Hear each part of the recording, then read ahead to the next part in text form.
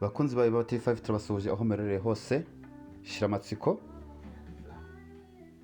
Mu karere ka Gasabo rero umugore yafatanywe ishoka agiye kwica umugabo we.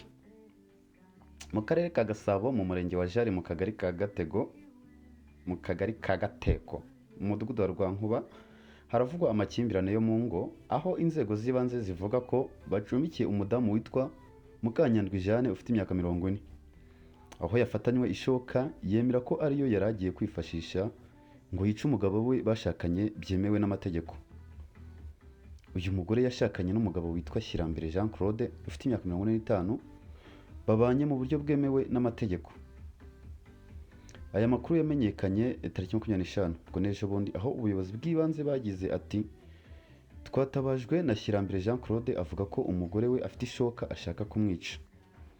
Umugabo agenda rwose yiruka atabariza ubuyobozi, agira ati umugore wanjye arashaka kunyica. Bakomeje bagira bati twatabaye tuhageze dusanga ko umugore afite ishoka.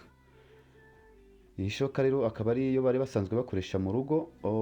Mukanyandwi uyu nawe yiyemereye ko yashakaga kuyimukubita ngo amwice kubera ko bananiwe kumvikana.